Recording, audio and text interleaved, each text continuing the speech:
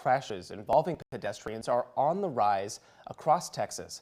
According to the Texas Department of Transportation, those went up 25% from 2020 to 2024. TXDOT says October is the deadliest month of the year for pedestrians in our state due to fewer daylight hours and reduced visibility, making it harder for drivers to see pedestrians and keep them safe. Plus, we know so many Austin families are preparing to hit the sidewalks for trick-or-treating or maybe heading out for some Halloween celebrations tomorrow. So drivers really need to be on the lookout for pedestrians in unlikely places, maybe even more so than usual. So joining us for some more context on these numbers and this especially important conversation this time of year, Jeff Barker with TXDOT. Thank you so much for being here. Yeah, I appreciate y'all having me on to share some safety tips and really get this important message out. So it's not just Halloween, it's also the hours of darkness this time of year. Talk about what drives October being so dangerous. Yeah, obviously it leads up to Sunday with daylight saving time where we fall back and we get that extra hour of sleep, but then we end up losing those daylight hours. And then the October month, you're kind of increasingly losing some more of those daylight hours as well. So, we tend to see more of these incidents occur when there's more darkness. And also, as we hit these winter months as well, once we fall back on Sunday, you're going to have people during their evening commutes that otherwise during the spring and summer would be driving maybe at home at 5, 6, 7 o'clock at night and it's light outside. It's now going to be dark, but those pedestrians that are out there might have the same type of patterns and routines that they're going through. So just an extremely important time of year, like you guys mentioned, to get the word out to make sure that we're keeping everybody safe. Yeah, and it's not just this time of the year. We highlighted those really disturbing numbers a few moments ago about the crashes going up in recent years. Why do you think that that's happening?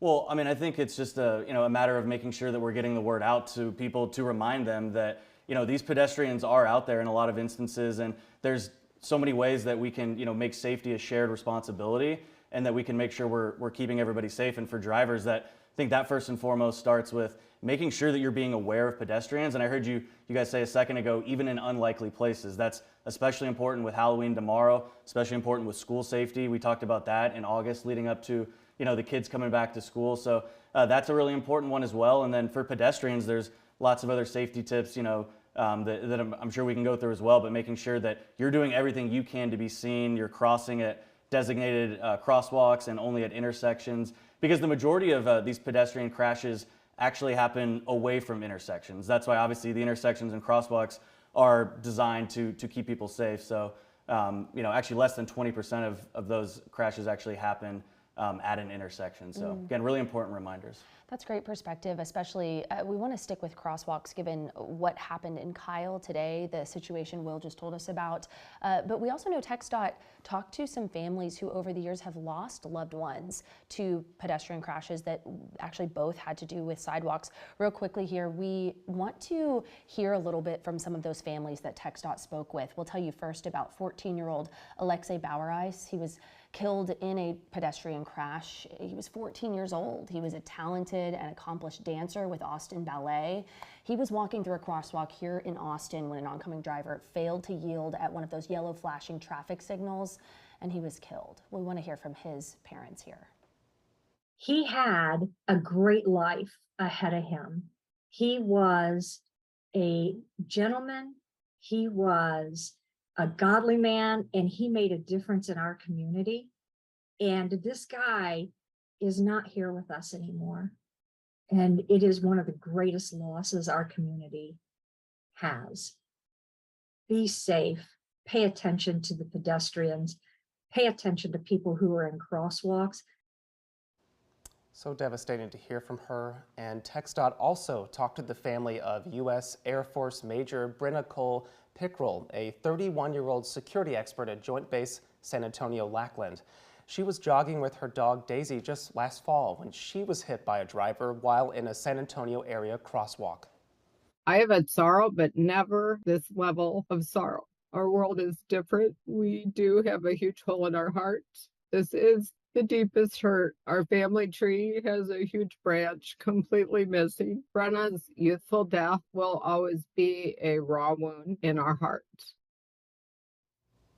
heartbreaking stories from both of those families. And so thank you to your agency for sharing portions of those conversations. I think that puts it into perspective, right? Of course. We can talk about safety all day long, but when you hear from a family who's had that kind of loss. No, absolutely. And we really appreciate those families sharing those stories as well, because both of those instances are cases that were, otherwise kind of routine, situations that were happening, kind of normal, I guess, day in the life situations that we all go through. And, particularly hits home for me when I hear some of the ones about families and kids. I mean, I walk my son to school every day near our house in Hutto. So, we go through crosswalks and we, talk about those safety tips, and we have those conversations at home about, hey, sometimes this time of year it's dark outside. Let's make sure we're carrying the flashlight while we're walking to school, and let's make sure when we stop at the crosswalk that we're looking at the other driver too. We're trying to make eye contact. That's another safety tip that we share, just to make sure that they see you. And I'm walking a 6-year-old to first grade, so who knows if he can, he may be able to see the driver, but the driver may not be able to see him. And that goes for all of us, as pedestrians and drivers alike. It's a shared responsibility, as we say. And what are some of those other practical things that people should keep in mind, especially on tomorrow when it's Halloween? People will be out trick-or-treating, dressed in costume.